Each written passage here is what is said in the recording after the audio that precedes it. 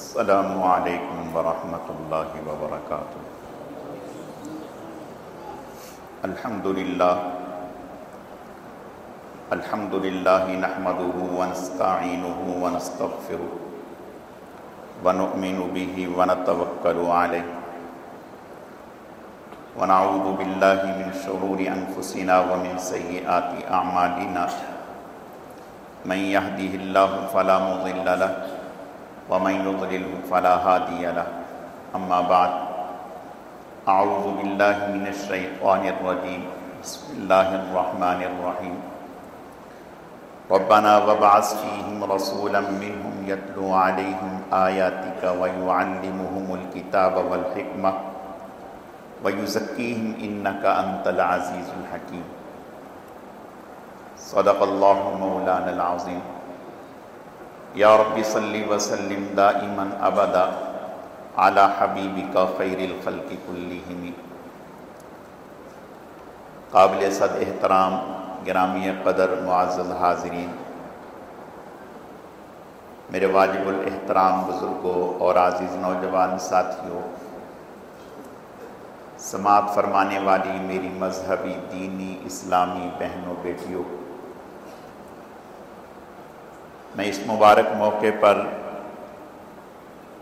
حضرت قاری صاحب کو، قاری محمد حنیف صاحب کو، قاری لقمان صاحب کو، مسجد کی انتظامیہ اور اہل محلہ کو، جن بچوں نے قرآن پاک حفظ کیے ہیں، انہیں، ان کے والدین کو، ددحال اور ننحال کو، سب کو دل کی گہرائیوں سے مبارکباد پیش کرتا ہوں کہ اللہ پاک نے بہت بڑی دولت بخشی ہے، اور اس میں اہل محلہ اور نمازی حضرات اور مسجد انتظامیہ، آپ حضرات کو اللہ پاک نے اس عظیم کام کے لیے چنا ہے۔ رب کریم آپ سب حضرات کے اخلاص کو، آپ کی محنتوں کو، دعاؤں کو، دل لگی کو، کوششوں اور کاوشوں کو اپنی بارگاہ میں قبول فرمائے۔ جن بچوں نے قرآن پاک حفظ کیے ہیں اور جنہوں نے ناظرہ مکمل کیے ہیں، رب کریم ان بچوں کو اپنے دین کے لیے اور دینی کاموں کے لیے ہمیشہ اپنی بارگاہ میں شرف قبولیت نصیب فرمائے۔ جس طرح محنت سے ان بچوں نے قرآن پاک حفظ مکمل کیے ہے، رب کریم ہمیشہ یاد رکھنے کی، پڑھتے رہنے کی، اس پر عمل کرتے رہنے کی توفیق عطا فرمائے۔ میرے عزیزو، رب کریم نے انسانوں میں بعض کو بعض پر برتری دی ہے۔ تلک الرسل فضلنا بعضهم علی بعض منہم من کلم اللہ ورفع بعضهم درجات۔ جیسے ہمارے جسم پر مختلف اعضاء ہیں، کسی کا کام دیکھنا ہے، کسی کا کام سونگھنا ہے، کسی کا کام پکڑنا ہے، کسی کا کام عقل سب کو چلانا ہے، اسی طرح اللہ تعالیٰ نے انسانوں میں بعض کو بعض پر فوقیت اور برتری دی ہے، اور یہ اللہ کا نظام ہے، خالق کائنات ہے۔ جیسے اس نے فرشتوں میں سے بعض کو بعض پر برتری دے دی، مہینوں میں سے بعض کو بعض پر برتری دے دی، ایام میں سے بعض کو بعض پر برتری دے دی، جگہوں میں سے بعض کو بعض پر برتری دے دی، اسی طرح رب کریم نے انسانوں میں بعض کو بعض پر برتری دی ہے، اور انسانوں میں سب سے زیادہ علم والے، عقل والے، فہم والے، بصیرت والے اللہ کے نبی ہوتے ہیں۔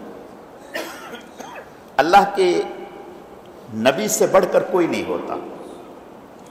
اللہ کا نبی سب سے بڑھ کر ہوتا ہے، اللہ کا چنیدہ ہوتا ہے، اللہ یستفی من الملائکۃ رسلا ومن الناس اللہ اعلم حیث یجعل رسالتہ. انبیاء اور رسل اللہ تعالیٰ کے چنے ہوئے لوگوں میں سے ہوتے ہیں. پھر عالم بننا یہ کسبی عمل ہے، محنت سے عالم بن جاتا ہے آدمی. عابد بننا یہ کسبی عمل ہے، محنت سے آدمی عابد بن جاتا ہے، عبادت گزار بن جاتا ہے. لیکن نبی اور رسول پیغمبر یہ کسبی نہیں ہے. لوگ اگر چاہیں کہ 100 50 1000 2000 ایک ملک والے 2 ملک والے مل کر کسی کو نبی منتخب کر لیں، کسی کو رسول منتخب کر لیں اور کہیں کہ بھئی آپ بڑے اچھے ہیں، آپ کے اخلاق بڑے اچھے ہیں، آپ کی انسانیت کے لیے بڑی خدمات ہیں، آپ کی ملک کے لیے بڑی خدمات ہیں، آپ بہت ہمدرد ہیں، مخلص ہیں، لہٰذا ہم سب مل کر آپ کو نبی بنانا چاہتے ہیں، ساری انسانیت مل جائے، وہ کسی کو نبی منتخب نہیں کر سکتے. یہ اللہ ہی منتخب کرتے ہیں کہ کون اس لائق ہے کہ اس کے سر پہ نبوت و رسالت کا تاج رکھا جائے.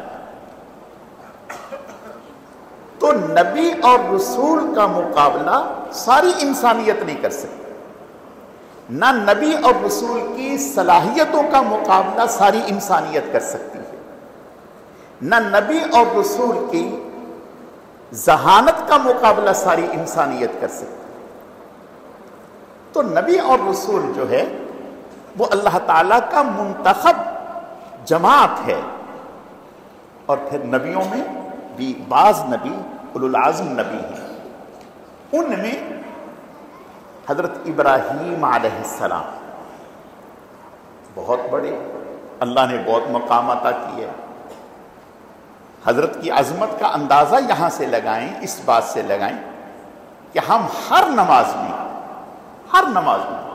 حالانکہ حضرت آدم علیہ السلام پہلے نبی ہیں، حضرت نوح علیہ السلام بڑے جلیل القدر پیغمبر ہیں، حضرت موسیٰ علیہ السلام بڑے جلیل القدر پیغمبر ہیں، لیکن ہم نماز جب پڑھتے ہیں تو ہم یوں کہتے ہیں اللہم صلی علی محمد وعلی آل محمد کما صلیت علی ابراہیم وعلی آل ابراہیم انکا حمید مجید اللہم بارک علی محمد وعلی آل محمد کما بارکت علی ابراہیم وعلی آل ابراہیم انکا حمید مجید. ہر نماز میں نفل ہو، واجب ہو، سنت ہو، وتر ہو، قضا ہو، ادا ہو، تحیت المسجد ہو، تہجد ہو، اشراق ہو، چاشت ہو، اوابین ہو، ہر نماز میں ابراہیم علیہ السلام کے لیے باقاعدہ سے دعا ہے. تو اس سے پتہ چلا کہ ابراہیم علیہ السلام بہت اعلیٰ درجے کے، اونچے درجے کے پیغمبر اور رسول. اور آپ صلی اللہ علیہ وسلم نے ارشاد فرمایا کہ میں ابراہیم علیہ السلام کے بہت زیادہ قریب ہوں، بہت زیادہ قریب. اب جو جتنی بڑی شخصیت ہوگی اس کا علم بھی اتنا ہی ہوگا، اس کی ذہانت بھی اتنی ہی ہوگی. دیکھو صلاحیت شخصیت کے اوپر ہے، جتنی بڑی شخصیت ہوگی اس کی صلاحیت بھی اتنی بڑی ہوگی. ابراہیم علیہ السلام کتنے جلیل القدر پیغمبر ہیں تو ان کی دعا کتنی بڑی ہوگی. میں ایک بات عرض کرتا ہوں، رمضان المبارک میں آپ صلی اللہ علیہ وسلم سے ایک مرتبہ سیدہ عائشہ صدیقہ رضی اللہ تعالی عنہا بہت ذہین تھی، بہت ذہین تھی، بہت صلاحیت والی تھی. صحابہ اکرام رضوان اللہ علیہم اجمعین میں 114 صحابہ اکرام رضوان اللہ علیہم اجمعین ایسے تھے جن سے امت رجوع کیا کرتی تھی، ان سے استفادہ حاصل کیا کرتی تھی، استفادہ کیا کرتی تھی. لیکن ان میں 14 وہ لوگ تھے جو اہل فتویٰ تھے، جن سے فتویٰ لیا جاتا تھا. 14 ایسے تھے. ان 14 میں ایک حضرت عائشہ صدیقہ رضی اللہ تعالیٰ عنہ بھی تھیں جن سے فتویٰ لیا جاتا تھا. اندازہ کریں، بہت ذہین. حضور علیہ السلام نے ایک مرتبہ ارشاد فرمایا کہ جس سے حساب کتاب لے لیا گیا وہ تو پھنس گیا، وہ تو پھنس گیا۔ حضرت عائشہ صدیقہ رضی اللہ تعالی عنہ فرمانے لگی یا رسول اللہ تو قرآن میں کہتے ہیں فَأَمَّا مَنْ أُوتِيَ كِتَابَهُ بِيَمِينِهِ فَسَوْفَ يُحَاسَبُ حِسَابًا يَسِيرًا۔ اللہ تو حساب یسیر فرما رہے ہیں اور آپ فرما رہے ہیں کہ جن سے حساب کتاب لے لیا گیا، مانگ لیا گیا، وہ تو پھنس گئے۔ آپ نے ارشاد فرمایا، مسکرا دیے، یعنی ایک گہرا سوال تھا تو آپ مسکرا دیے۔ آپ نے فرمایا عائشہ یہ حساب یسیر کا معنی تو یہ ہے کہ ان کا رجسٹر کھول کے یوں کر دیا جائے گا، اللہ فرمائیں گے جائیں جائیں، یعنی پوچھیں گے نہیں کہ ایسا کیوں کیا، صرف پیش کرنا ہوگا۔ جس سے پوچھ لیا گیا، مناقشہ کر لیا گیا ایسا کیوں کیا، وہ پھنس گیا۔ تو بلا کی ذہینہ حضور علیہ السلام سے ایک دفعہ سوال کیا یا رسول اللہ لیلۃ القدر کی رات اگر پتہ چل جائے، لیلۃ القدر کی رات کا پتہ چلانا اپنے بس میں تو نہیں، یہ تو اللہ کی طرف سے ہے کہ اللہ کسی انسان سے پردے ہٹا دیں، اس کے سامنے لیلۃ القدر آ جائے۔ یا رسول اللہ لیلۃ القدر اگر اللہ تعالیٰ کبھی مجھ پر ظاہر فرما دیں کہ لیلۃ القدر کیا ہے اور لیلۃ القدر کون سی رات ہے، تو یا رسول اللہ میں دعائیں تو بہت ساری دعائیں ہیں، ایسے میں کیا مانگوں؟ یہ بہت اہم سوال ہے کہ بھئی دعاؤں کی تو کتابیں ہیں، تو میں کیا کیا مانگوں؟ تو آپ صلی اللہ علیہ وسلم نے مختصر ایک دعا بتا اور آپ نے فرمایا یہ دعا مانگا، اللہم انکا عفو کریم تحب العفو فاعف عنی۔ اے اللہ آپ معاف کرنے والے کریم ہیں، معاف کرنا آپ کو پسند ہے، آپ مجھے معاف کرتے ہیں۔ اگر معافی مل گئی دنیا میں بھی کام بن گیا، آخرت میں بھی کام بن گیا۔ تو گویا دعا مانگنا اپنے بس میں نہیں، اللہ کی طرف سے ہے۔ تو ابراہیم علیہ السلام نے دعا مانگی، اب کتنا اونچا نبی، دعا کیسی ہوگی، اور پھر دعا بھی اتنی عظیم الشان کہ اللہ نے اس دعا کو قرآن میں ذکر کر دیا۔ اب دعا کیا مانگ رہے ہیں؟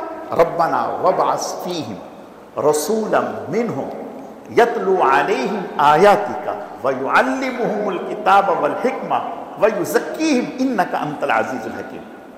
اے اللہ میری اولاد میں سے ایک نبی بھیج، میری اولاد میں سے ایک نبی بھیج دیجیے، اور نبی وہ کیا کرے، پھر آگے کام بھی بتائے۔ یا اللہ پاک سب سے اونچا کام یتلو علیہم آیاتک، وہ نبی آئے وہ آپ کی آیات احکام انہیں پڑھ کر کے سکھائے، وَيُعَلِّمُهُمُ الْكِتَابَ پھر انہیں تعلیم دے، وَيُزَكِّيهِمْ ان کا تزکیہ کرے۔ گویا نبی بھی مانگ لیے اور نبی کے کام بھی مانگ لیے۔ اللہ نے ابراہیم علیہ السلام کی دعا کے جواب میں جناب رسول اللہ صلی اللہ علیہ وسلم عطا کر دیے، اور جناب رسول اللہ صلی اللہ علیہ وسلم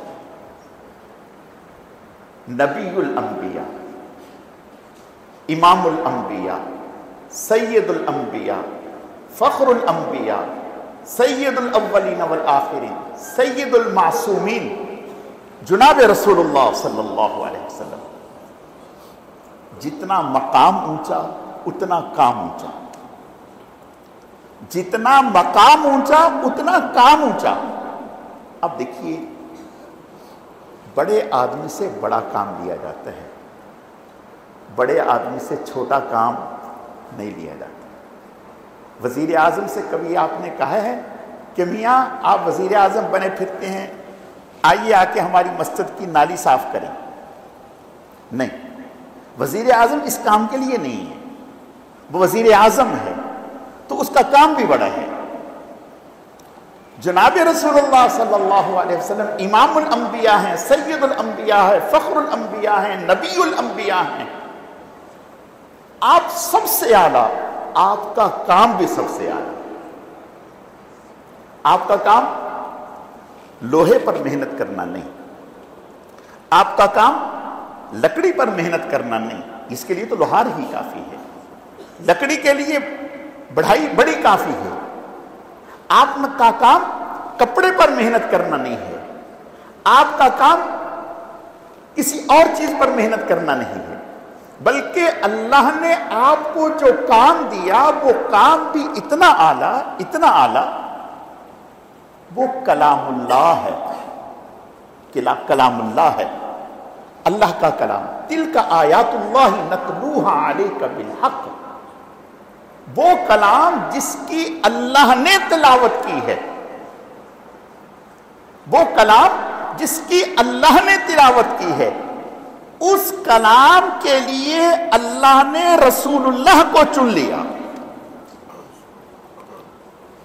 اب سوچیں یہ کتنا بڑا کام ہے، گویا رسول اللہ کا کام بھی اللہ نے کلام اللہ میں ذکر کر دیا کہ آپ کا کام کیا ہے۔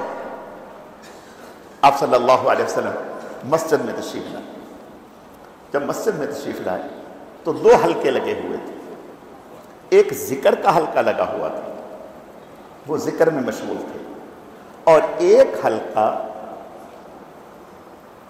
تلاوت کا لگا ہوا تھا، جیسے ابھی حلقہ لگا ہوا تھا نا، ابھی تھوڑی دیر پہلے حضرت قاری محمد حنیف صاحب بچوں کو پڑھا رہے تھے اور بچے پڑھ رہے تھے، اسی طرح حلقہ لگا ہوا، کچھ صحابہ کرام پڑھا رہے ہیں، کچھ پڑھ رہے ہیں۔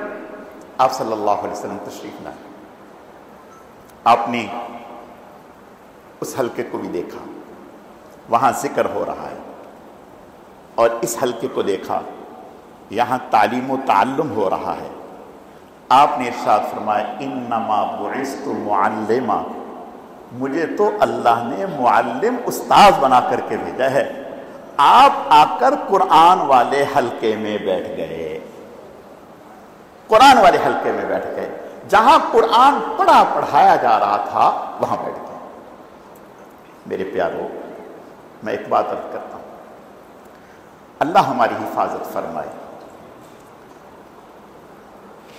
پیدا ہونے سے لے کر آج تک جس چیز کا ہمارے سامنے بولا گیا، اس چیز کی عظمت ہمارے دلوں میں بیٹھ گئی۔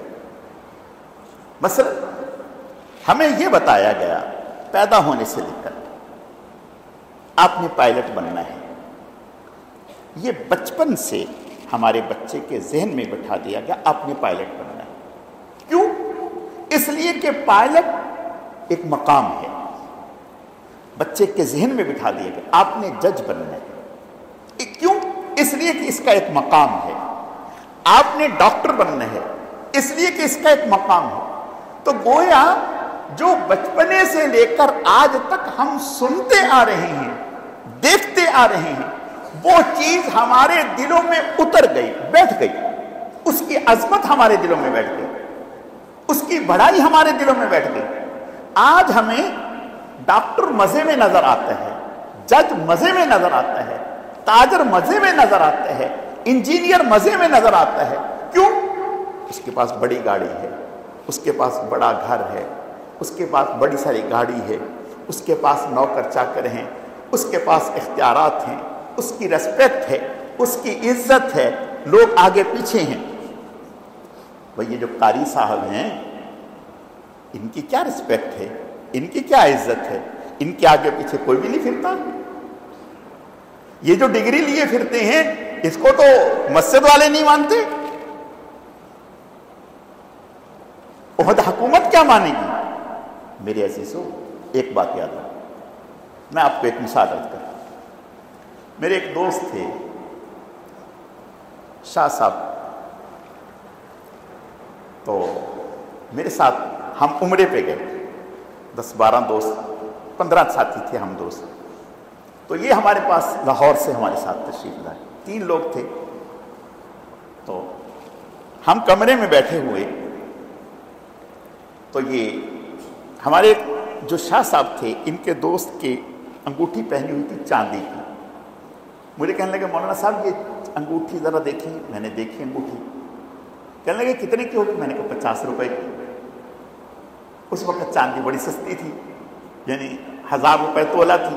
تو میں نے کہا یہ چھوٹی سی انگوٹھی ہے تو یہ 50 روپے کی ہوگی، نہیں تو ہوگی 100 کی ہوگی.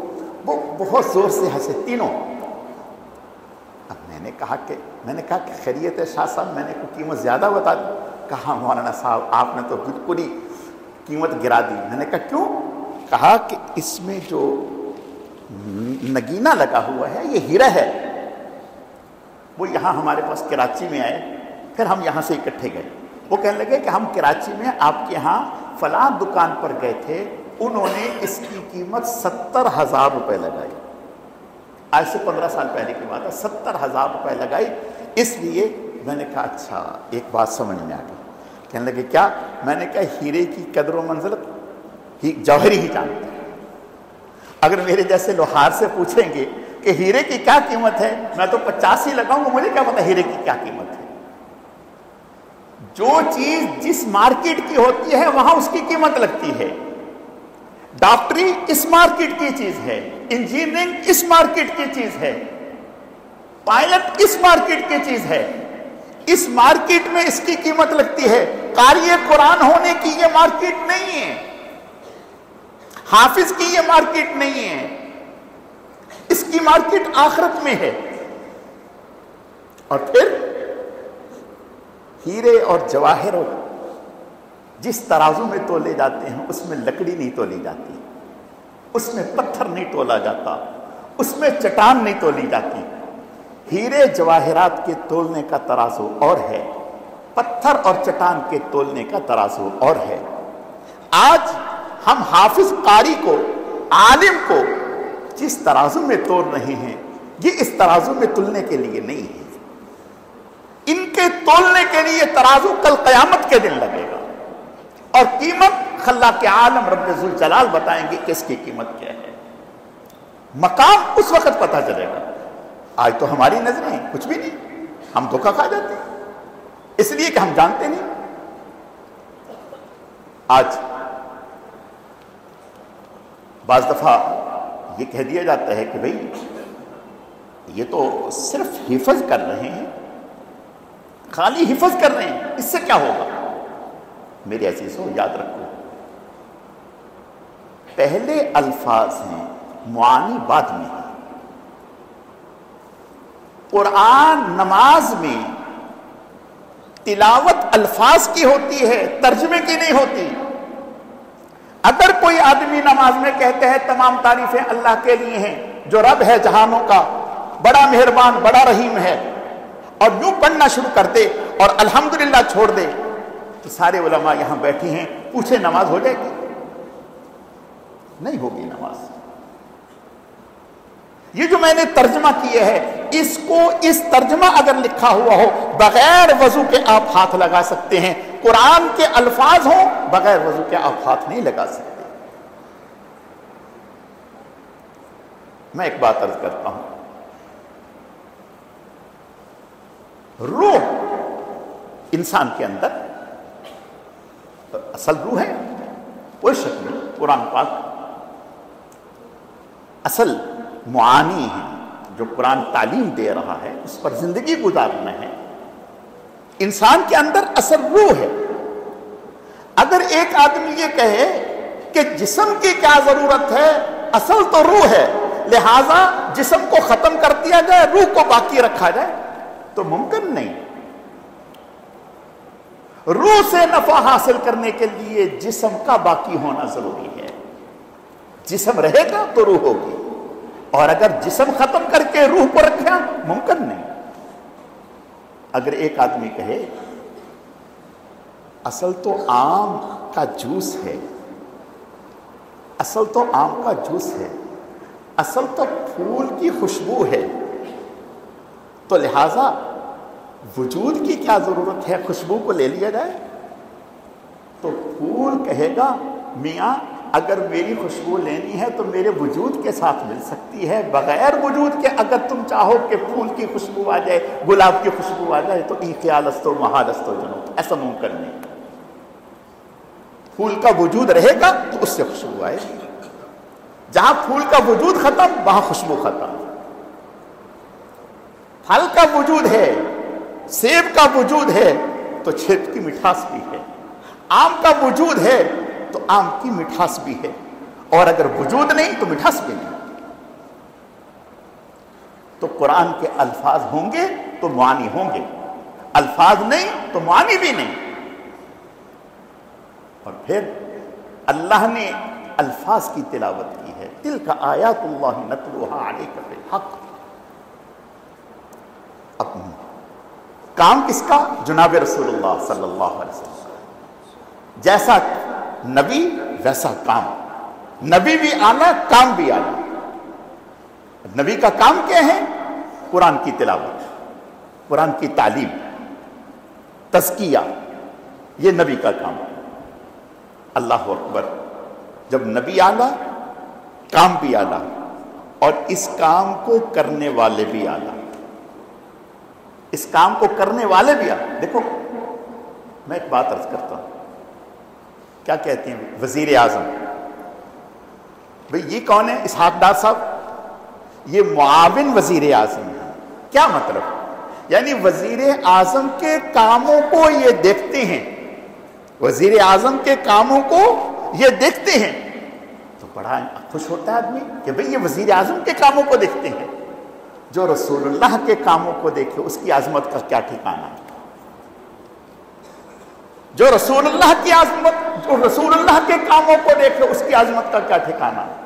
اور پھر سنیں، سیاستدان کا بیٹا لوہار نہیں ہوتا، سیاستدان کا بیٹا لوہار نہیں ہوتا، سیاستدان کا بیٹا جوتا گاہنے والا نہیں ہوتا، سیاستدان کا بیٹا سبزی فروش نہیں ہوتا، سیاستدان کا بیٹا سیاستدان ہوتا ہے، تاجر کا بیٹا تاجر ہوتا ہے، مولوی کا بیٹا مولوی ہوتا ہے، باپ کا وارث بیٹا ہوتا ہے، پڑوسی نہیں ہوتا۔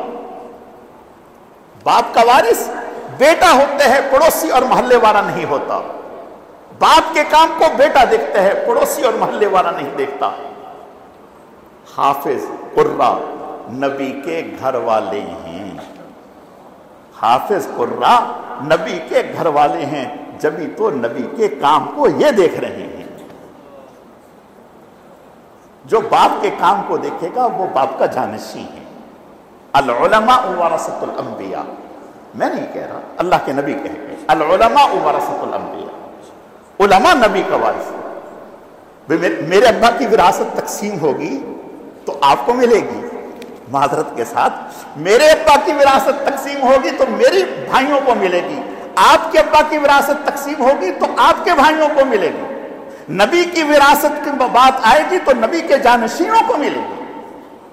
جو نبی کے کام میں شریک ہے وہ نبی کا وارث ہے، اور نبی کا وارث وہ ہے جو نبی کا گھر والے ہے۔ تو اللہ نے جو کام نبی کو دیا، اب اس کام کو جو کر رہے ہیں ان کا مقام کیا ہے؟ میں نہیں، اللہ کے نبی سے پوچھیں۔ اللہ کے نبی جناب رسول اللہ صلی اللہ علیہ وسلم نے ارشاد فرمایا، اللہ نے نبیوں کے جسموں پر مٹی کو حرام کر دیا، نبیوں کے جسموں پر مٹی کو حرام کر دیا۔ یہ مٹی نبی کے جسم کو نہیں کھا سکتی،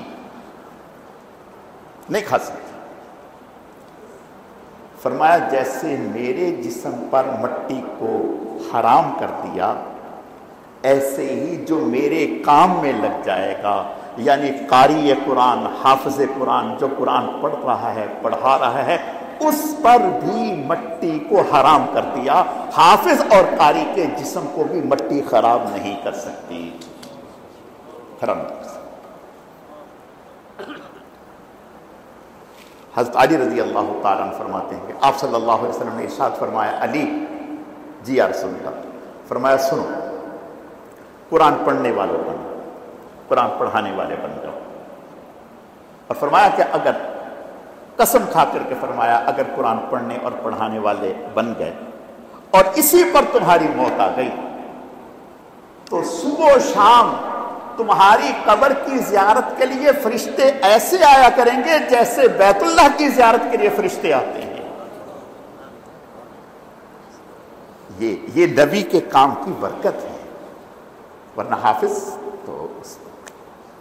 تو میں عرض یہ کرنا چاہ رہا ہوں کہ مقام مرتبہ کیا ہے. اور پھر فرمایا کہ جہاں حافظ دفن ہوتا ہے، جہاں حافظ دفن ہوتا ہے ارد گرد کی قبروں سے اللہ عذاب ہٹا دیتے ہیں. جہاں حافظ دفن ہوتا ہے ارد گرد کی قبروں سے اللہ عذاب کو ہٹا دیتے ہیں. خوش نصیب ہیں وہ والدین، وہ گھرانے جن میں کوئی بچہ حافظ ہے. جس گھرانے میں ایک بچہ بھی حافظ ہے خوش نصیب ہے. میں تو اگلی بات کہتا ہوں، قسم کھا کر کے کہہ سکتا ہوں، وہ محلہ بھی خوش نصیب ہے جس محلے میں حافظ رہتا ہے، وہ محلہ بھی خوش نصیب ہے. بات یہ ہے، میں نے جو پہلے بات کہی کہ جو جس چیز کی مارکیٹ ہوتی ہے وہاں اس کی قیمت لگتی ہے. ان حفاظ اور قراء کی اور یہ کام کرنے والوں کی قیمت آج نہیں کل قیامت کے دن لگے گی. تو اس لیے میں پھر مبارکباد پیش کرتا ہوں آپ سب حضرات کو. آپ کی محنت، آپ کی معاونت، آپ کا خلوص. دیکھیں آج آپ فیکٹری لگاتے ہیں، مال تیار ہو کر کے نکلتے ہیں تو دل خوش ہوتا ہے، بھئی میری شپ گئی ہے، میری شپ گئی ہے، مال تیار ہو کے نکلا ہے. آج اس فیکٹری سے بھی مال تیار ہو کے نکلا ہے. سبحان سبحان سبحان. اس فیکٹری سے بھی مال تیار ہو کے نکلا ہے. یہ چند سال پہلے آپ نے فیکٹری لگائی تھی، آج مال تیار ہو کر کے نکلا ہے. ماشاءاللہ 5 حافظ قرآن کے تیار ہو کے نکلے. سبحان اللہ. ہم نہیں ہوں گے، نہیں رہنا ہم نے. حضرت مولانا مفتی اعظم مفتی پاکستان مفتی محمد شفیع صاحب رحمۃ اللہ علیہ جب آخری وقت آیا اپنے بچوں کو قریب کر لی، اپنی اولاد کو قریب کر لی. فرمایا بیٹا دیکھو یہ دنیا کا دستور ہے، جب انسان اس دنیا سے جاتا ہے سب بھلا دیتے ہیں، وقت کے ساتھ ساتھ انسان بھول جاتا ہے. میری اتنی درخواست ہے کہ آپ مجھے جلدی نہ بھلانا. اللہ اکبر. اپنی اولاد سے کہا کہ یہ دنیا کا دستور ہے کہ جب انسان انتقال کرتا ہے تو وقت کے ساتھ ساتھ انسان بھول جاتے ہیں. جب میرا انتقال ہو جائے میری اتنی درخواست ہے جلدی نہ بھلانا.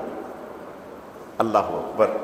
حضرت تقی صاحب فرماتے ہیں ابا جان نے کچھ اس انداز سے بات کہی، دل میں اتر گئی. وہ دن اور آج کا دن کوئی دن ایسا نہیں کہ ابا جان کے اصحال ثواب کے لیے پڑھا نہ ہو اور دعائیں نہ کی.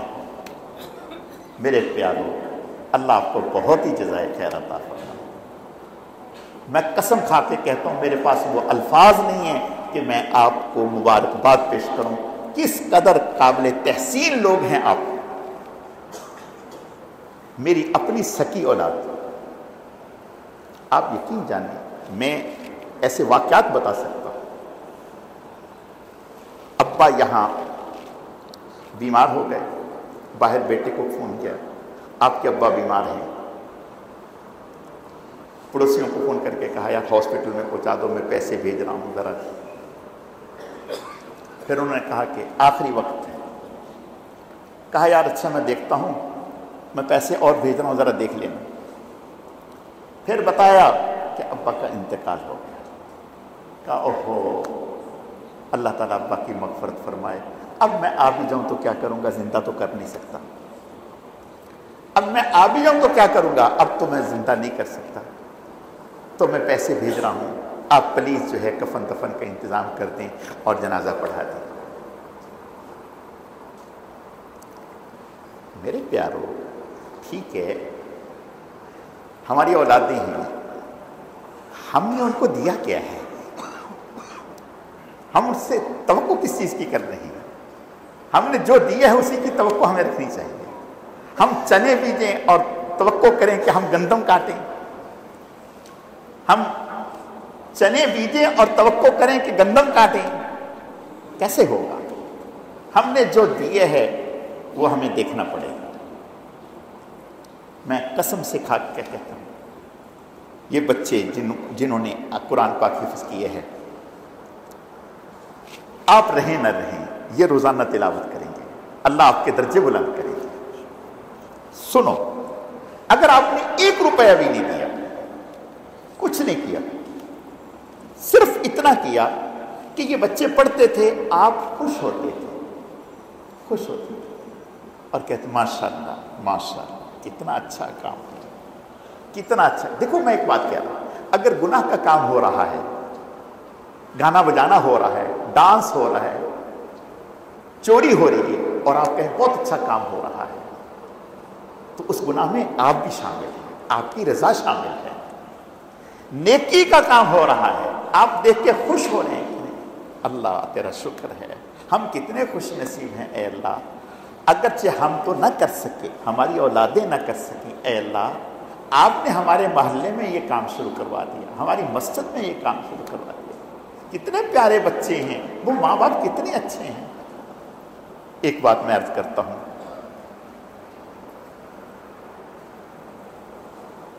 حضرت عبداللہ ابن مبارک رحمۃ اللہ ہے، یہ بات جو میں عرض کرتا ہوں حضرت تقی صاحب دامت برکاتہم العالیہ نے یہ لکھی ہے۔ حضرت عبداللہ ابن مبارک امام بخاری کے استاذ ہیں، حضرت عبداللہ ابن مبارک حضرت امام بخاری رحمہ اللہ کے استاذ ہیں۔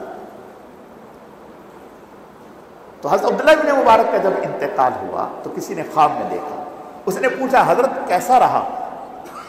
کہا یار اللہ نے بڑی مہربانی کر دی، معاف کر دیا، لیکن وہ جو سامنے لوہار رہتا تھا نا میرے، وہ تو مجھ سے بھی آگے نکل گیا، وہ مجھ سے بھی آگے نکل گیا۔ اب اس کی آنکھ کھلی، حیران ہو گیا، کہا عبداللہ ابن مبارک جن کے بارے میں امیر المؤمنین فی الحدیث کہا جاتا ہے، اور کہاں وہ لوہار؟ تو وہ لوہار کے گھر پہ گیا، جس نے خواب دیکھا وہ لوہار کے گھر پہ گیا اور جا کر اس کے دروازے پر دستک دی اور کہا، اس کی زوجہ نے اندر سے پوچھا جی بھائی کون؟ کہا کہ آپ کے میاں کا کیا عمل تھا؟ میں نے کہا کہ میرے میاں کا آپ سے کیا تعلق، آپ کا میرے میاں سے کیا تعلق، آپ کو پوچھ رہے ہیں؟ کہا نہیں پلیز آپ بتائیں۔ اس نے کہا نہیں آپ بتائیں تو، کہا نہیں آپ بتائیں۔ کہا میرے میاں کے 2 عمل میرے سامنے ہیں، 2، ایک یہ کہ میرا میاں لوہار تھا، لوہا گرم کرتا، پھر اس کو سیدھا کرنے کے لیے اس کو کوٹتا، تو جب وہ کوٹتا ہتھوڑے سے اور ہتھوڑا یوں اٹھایا ہوتا چلانے کے لیے، اور اسی دوران آواز آتی اللہ اکبر اللہ اکبر اللہ اکبر اللہ اکبر، تو وہ ہتھوڑا یوں رکھ دیتا، کہتا پہلے اللہ کا کام، پہلے اللہ کا کام، پہلے نماز، وہ وہیں چھوڑ کے چلا جاتا۔ رات کو جب گھر آتا تو سامنے عبداللہ ابن مبارک کا گھر تھا، عبداللہ ابن مبارک اپنے گھر کی چھت پہ کھڑے ہو کے اللہ کی عبادت کیا کرتے تھے، میرا میاں عبداللہ ابن مبارک رحمۃ اللہ علیہ کو دیکھ کر روتا رہتا تھا اور چرپائی پہ تڑپتا رہتا تھا، کہتا اے اللہ دن بھر کی محنت نے مجھے تھکا دیا، مجھے توڑ دیا، کاش کہ میرے جسم میں بھی یہ طاقت ہوتی جو عبداللہ ابن مبارک میں ہے، میں بھی تیری پوری رات ایسے ہی عبادت کرتا جیسے عبداللہ ابن مبارک کر رہا ہے۔ یہ حسرت ہوتا ہے۔ اس نے کہا بات سمجھ میں آ گئی، اللہ کو تیرے میاں کی یہ حسرت پسند آ گئی۔ تو ہم جب مسجد میں آتے ہیں، دیکھتے ہیں ان بچوں کو پڑھ رہے ہیں، تو اس وقت دل میں یہ حق ہے کہ یا اللہ اگرچہ ہم نہ کر سکے، ہماری اولادیں نہ کر سکیں، یا اللہ ہم سے تو نہ ہو سکے، ہماری اولادیں بھی نہ کر سکیں، یہ کتنے خوب اچھے بچے ہیں، کتنے خوش نصیب ماں باپ ہیں، کتنا پیارا کام ہو۔ اے اللہ میں اس پر راضی ہوں، اے اللہ میں اس پر راضی ہوں، میری حسرت تو یہ ہے کہ یہ کام میرے گھر میں بھی ہو، اس عمل میں میں بھی کسی نہ کسی درجے میں شریک ہوتا ہوں، لیکن یا اللہ پاک میں اگرچہ خود بنفس نفیس شریک نہیں یا میری اولاد نہیں، لیکن یہ بھی میری بیٹی ہے، میں قسم کھا کر کے کہتا ہوں اگر یہ خوشی کا اظہار اب ہم نے کیا تو انشاءاللہ ان بچوں کے حفظ میں اور ان کے درجات میں اللہ ہمیں بھی شامل فرما دیں گے، اللہ ہمیں بھی شامل۔ تو اس لیے آپ تو بڑے خوش نصیب لوگ ہیں کہ اللہ نے بڑا آپ کو چن لیا، آپ کی مسجد میں اتنا مبارک کام ہو رہا ہے۔ دعا کریں اللہ اس کام کو ہمیشہ جاری و ساری رکھے اور ہمیں کسی نہ کسی ذریعے میں اللہ اس کام کے لیے قبول فرما دے۔ انشاءاللہ یہ عمل ہمارے لیے، ہماری اولادوں کے لیے صدقہ جاریہ بن جائے گا اور اس عظیم کام میں ہمارا بھی حصہ شامل ہو جائے گا۔ آخر میں پھر حضرت قاری صاحب کو، مسجد انتظامیہ کو، آپ سب کو، ان بچوں کو، ان کے والدین کو، سب کو دل سے مبارکباد پیش کر رہا ہوں۔ اللہ تعالیٰ اپنے کرم سے ان بچوں کا پڑھنا پڑھانا قبول فرمائے، اس مسجد کی دینی رونق کو دوبالا فرمائے، نظر بد سے اس کی حفاظت فرمائے۔ اللہ تعالیٰ خیر کے کاموں میں کسی نہ کسی درجے میں ہم سب کو لگائے رکھے۔ وما علینا الا البلاغ۔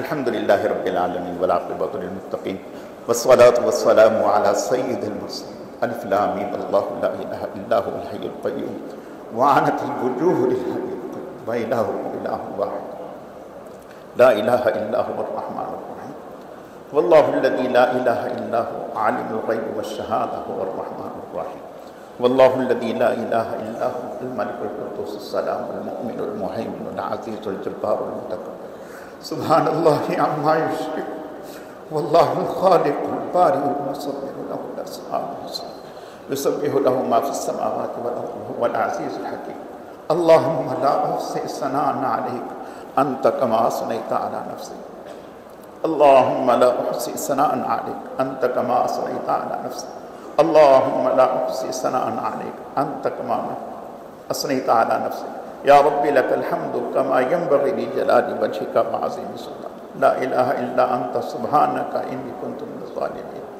لا الہ الا انت سبحانک انی کنت من الظالمین لا الہ الا انت سبحانک انی کنت من الظالمین اللہم لک الحمد حمدا دائما مع دوامک ولک الحمد حمدا خالدا مع قلوبک اللہم لک الحمد ولک الشکر اللہم لک الحمد ولک الشکر اللہم اعنا علی ذکرک وشکرک وحسن عبادتک۔ اے اللہ اپنے کرم سے، اپنی رحمت سے، اپنے فضل سے آج کی اس مبارک مجلس میں ہم سب کا آنا، جمع ہونا، مل بیٹھنا اپنی بارگاہ میں قبول فرما لیجیے۔ اے اللہ قبول فرما لیجیے، اے اللہ قبول فرما لیجیے۔ یا اللہ پاک جن بچوں نے قرآن پاک حفظ مکمل فرمائے ہیں اپنے کرم سے ان کی شب و روز کی محنت کو اپنی بارگاہ میں قبول فرما لیجیے۔ ان بچوں کے حفظ قرآن کے اس مبارک عمل کی برکت سے ان بچوں کی، ان کے والدین کی، ددحال کی، ننحال کی، ان کے اساتذہ کرام کی، اے اللہ مسجد انتظامیہ کی، اہل محلہ کی، نمازیوں کی، ان بچوں سے محبت کرنے والوں کی، اس مدرسے سے محبت کرنے والوں کی، آج کی اس مبارک مجلس میں شرکت کرنے والوں کی، سب کی مغفرت فرما دیجیے۔ اے اللہ سب کی مغفرت فرما دیجیے، اے اللہ سب کی مغفرت فرما دیجیے۔ اے اللہ حضرت قاری صاحب جن کی محنتوں اور کاوشوں سے ان بچوں نے قرآن حفظ کیے ہیں، اے اللہ اپنے کرم سے انہیں دن دگنی رات چگنی ترقی عطا فرما دیجیے۔ اے اللہ ان کے اس مبارک عمل کو قبول فرما دیجیے، اخلاص عطا فرما دیجیے، اپنی رضا نصیب فرما دیجیے۔ یا اللہ پاک اپنے کرم سے ہمیشہ ہمیشہ اس مدرسے کو آباد فرما دیجیے، قائم دائم فرما دیجیے۔ اے اللہ اس مدرسے کے ساتھ کسی بھی درجے میں ہم سب کو وابستگی نصیب فرما دیجیے۔ اے اللہ جتنے بھی حضرات اس مدرسے کی سرپرستی فرما رہے ہیں سب کو اپنی شایان شان اجر بدلہ اور ثواب عطا فرما دیجیے۔ اے اللہ اپنے کرم سے اس مسجد کی دینی رونقوں کو دوبالا فرما دیجیے، نظر بد سے اس کی حفاظت فرما دیجیے۔ اے اللہ اس مسجد میں جتنے بھی خیر کے مبارک سلسلے جاری و ساری ہیں سب کو اپنی بارگاہ میں شرف قبولیت نصیب فرما دیجیے اور ترقیات نصیب فرما دیجیے۔ اے اللہ اور ترقیات نصیب فرما دیجیے۔ اے اللہ اپنے کرم سے شرف قبولیت نصیب فرما دیجیے۔ اے اللہ اپنے کرم سے جن بچوں نے قرآن پاک حفظ مکمل کیے ہے انہیں ہمیشہ یاد رکھنے کی اور پڑھتے رہنے کی، عمل کرنے کی توفیق عطا فرما دیجیے۔ اے اللہ توفیق عطا فرما دیجیے۔ اے اللہ اپنے کرم سے ہم سب کو اپنی اولادوں کو قرآن کا حافظ بنانے کی، عالم اور مفتی بنانے کی توفیق عطا فرما دیجیے۔ اے اللہ ہم سب کو یہ دولت سے مالا مال فرما دیجیے۔ اے اللہ کسی کو بھی محروم نہ فرمائیے۔ اے اللہ دنیا بھر میں جہاں جہاں بھی قرآن کے مکاتب، مدارس، جامعات قائم ہیں، اے اللہ اپنے کرم سے سب کو شرف قبولیت نصیب فرما دیجیے۔ ہمیں سب سے محبت کرنے کی اور سب کے ساتھ معاملت کرنے کی توفیق عطا فرما دیجیے۔ اے اللہ دین کا بول بالا فرما دیجیے۔ اے اللہ دین کا بول بالا فرما دیجیے۔ اے اللہ اسلام کو ہمیشہ کے لیے غالب فرما دیجیے، کفر کو مغلوب فرما دیجیے۔ اے اللہ آپ کے نبی صلی اللہ علیہ وسلم کا ارشاد ہے، ختم قرآن کے موقع پر جو بھی دعا کی جاتی ہے آپ کی طرف سے قبولیت ہوتی ہے۔ اے اللہ اس مبارک موقع پر ہم سب اپنی مغفرت کا سوال کرتے ہیں، اپنے کرم سے ہم سب کی مغفرت فرما دی۔ آپ صلی اللہ علیہ وسلم سے لے کر ہم تک جتنے بھی واسطوں سے قرآن ملا، دین ملا، نماز ملی، روزہ ملا، احادیث ملی، اے اللہ اپنے کرم سے سب واسطوں کی مغفرت فرما دیجیے۔ اے اللہ ہم سب کے والدین کی مغفرت فرما دیجیے، ہم سب کے اساتذہ اکرام اور مشائخ کی مغفرت فرما دیجیے۔ اے اللہ اس مسجد کے نمازیوں کی مغفرت فرما دیجیے، اہل محلہ کی مغفرت فرما دیجیے، جتنے بھی اس مبارک مجلس میں احباب موجود ہیں، ہماری مستورات سب کی مغفرت فرما دیجیے۔ اے اللہ کسی کو بھی محروم نہ فرمائیے۔ اے اللہ اس مبارک مجلس کی برکت سے، بچوں کے حفظ قرآن کی برکت سے جو بیمار ہیں انہیں صحت و تندرستی عطا فرما دیجیے، شفاء کاملہ عاجلہ دائمہ مستمرہ نصیب فرما دیجیے۔ جو مرحومین اس دنیا سے جا چکے ان کی کامل مغفرت فرما دیجیے، ان کے درجات کو بلند فرما دیجیے۔ اے اللہ آج کی اس مبارک مجلس کی برکت سے اپنے انعامات کو ہم پر عام اور تام فرما دیجیے، کامل اور مکمل فرما دیجیے۔ ہر نعمت کے حاصل ہونے پر اپنی ذات عالی کا بے حد شکر ادا کرنے کی توفیق عطا فرما دیجیے۔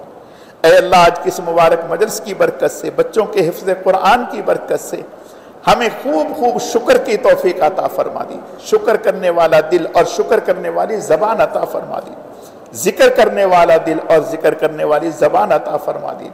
اے اللہ ہم سب کو اپنے غیب کے خزانوں سے رزق حلال، خوشحالی، فراوانی، عزت، عافیت اور سہولت کے ساتھ وافر مقدار میں نصیب فرما دی، پھر اپنے راستے میں خوب خرچ کرنے کی توفیق عطا فرما دی۔ اے اللہ اعمال صالحہ میں استقامت نصیب فرما دی، خیر کے زیادہ سے زیادہ کام محض اپنے کرم اور فضل سے تھوڑے وقت میں ہم سب کو کرنے کی توفیق عطا فرما دیجیے۔ اے اللہ ہم میں سے جتنے بھی بے اولاد ہیں انہیں نیک صالح اولاد عطا فرما دیجیے، جو صاحب اولاد ہیں ان کے اولادوں کو نیک صالح والدین کا مطیع و فرما بردار بنا دیجیے۔ اے اللہ ہماری اولادوں کو ہمارے لیے دنیا اور آخرت میں بہترین صدقہ جاریہ بنا دیجیے۔ اے اللہ ہماری اولادوں کے رشتوں میں ہمارے لیے آسانیاں پیدا فرما دیجیے، اپنی رحمت سے ہماری اولادوں کے لیے جوڑ کے مناسب رشتوں کا انتظام فرما دیجیے۔ اے اللہ ہمارے ملک کی حفاظت فرما دیجیے۔ اے اللہ ہمارے ملک کو دن دگنی رات چگنی ترقی عطا فرما دیجیے، اسلام کی مضبوط قوت اور طاقت بنا دیجیے۔